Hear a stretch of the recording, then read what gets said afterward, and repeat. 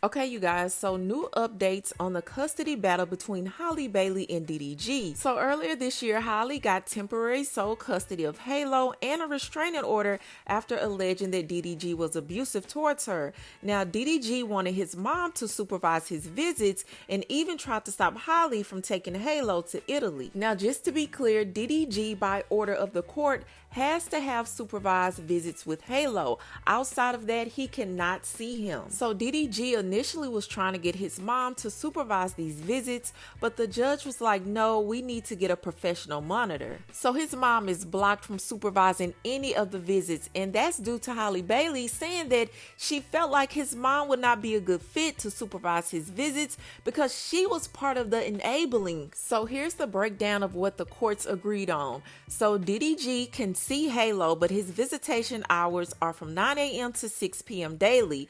Now, Halle wanted it originally to be from 12 p.m. to 6 p.m. and the visits will be supervised by Halle's nanny and security. Now, Halle's lawyer raised concern that the nanny felt unsafe along with DDG, so they had to incorporate security. So that's why it's the nanny and security during those visits. Now, there's no overnight stays allowed, and he cannot take Halo more than 3 miles from the hotel, and also must stay near Halle's hotel in Italy.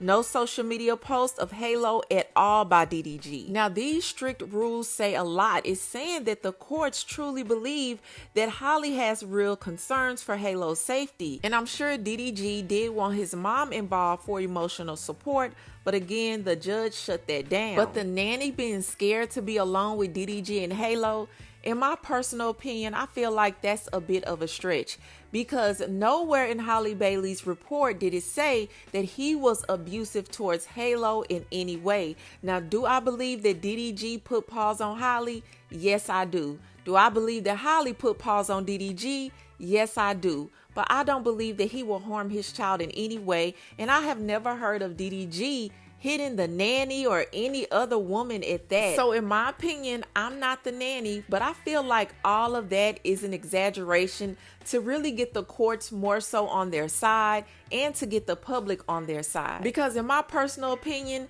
the nanny could probably beat up DDG if need be. But I am on the outside looking in, and I try to keep that in mind when forming my opinions. But I want to know, what do you guys feel about this situation? Do you feel like Halle Bailey is doing too much? Do you feel like the nanny is doing too much? Or do you feel like it's justified, being that Halle Bailey had to file abuse charges against DDG and a restraining order against him regarding herself and Halo?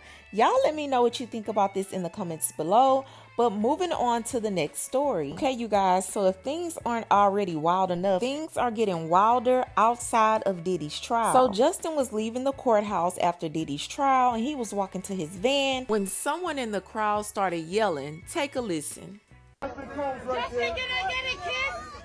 Justin, let me get a kiss. Let me get a kiss. Let me get a kiss, Justin. Can I get peed on? Let me get peed on. I want to get peed on. I want to get peed on. Bonnie, chill, man. Where the baby oil? Bonnie, chill. Where the baby oil? I want to get peed on. Where the baby oil? OOTAONGO on YouTube. Is that Jennifer Lopez? Yeah, man, Where the they gotta baby pass by oil? me. Where No, the come baby J-Lo. oil? Where the baby oil? Hey, mama, where the baby oil? Where the baby oil? I want to get peed on. Mama told I love you. Can I get peed on? You like this. Brother, I'm not moving over. You're blocking my shot right here. I want to get I peed gotta spin. on. Where the baby oil? My mom. Hey, I'm mama, not going come. nowhere, brother. Do not move your Mama, come. Can I get some money? Can I get some money? Can I get some? And then I want to get peed on. my mom. And then I want to get peed on. After I get some. Baby, that lady was unhinged, okay? She did not give one F-U-C-K. And I can just imagine what Justin was thinking, walking to the car, hearing this lady ask over and over again if he could pee on her. Now, just in case you want to know what's up to date about the Diddy trial, everything is wrapping up. So today they did their closing arguments, and his lawyers were in court for over 4 hours, y'all. talking about how everything was consensual, and they even called Diddy's lifestyle, quote unquote, a modern love story. But that prosecution wasn't going for it. They came right back and said even one non-consensual freak-off is enough to convict. So now the jury is coming back on Monday for instructions before they start deciding if Diddy is guilty of ex-trafficking and racketeering. So we're about to find out if Diddy is going to spend possibly life in jail or walk away very soon. But y'all let me know what you think about all of this. What do you think about a woman outside asking Justin to pee on her? And do you think Diddy is guilty or not? And do you think he's going to get off? Y'all let me know what you think in the comments. But that's all I have for you, and I'll talk to you later. Breaking news, ladies and gentlemen. Diddy Glover defense team just brought the house down during survival. They put on a hell of a performance.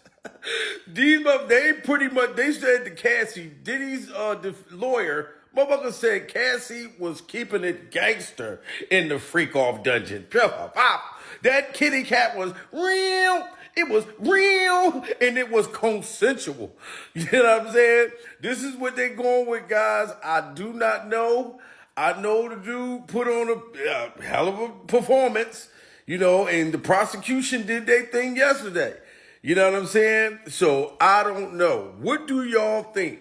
Is Diddy Glover going to be found guilty or not guilty during survival? This is what the world want to know. Is Diddy going to be having a 4th of July freak off? Is he going to set off some freak off fireworks in somebody's taste of cakes?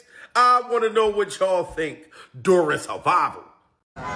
Child, the defense came in hot for their closing arguments. Agnifilo said that Cassie was ready, baby.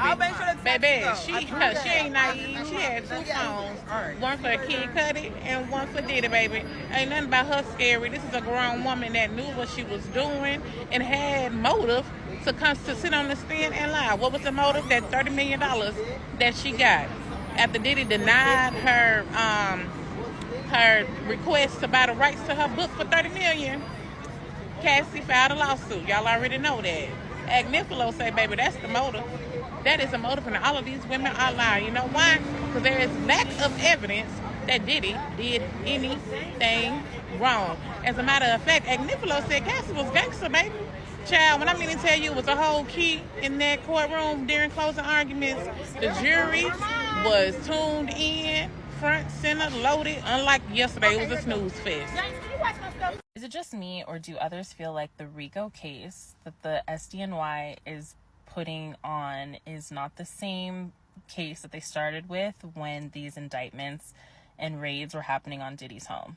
Because I feel like when we first started this and found out that these raids were happening and this information on Diddy, it was just like, oh my gosh, like they must have something crazy.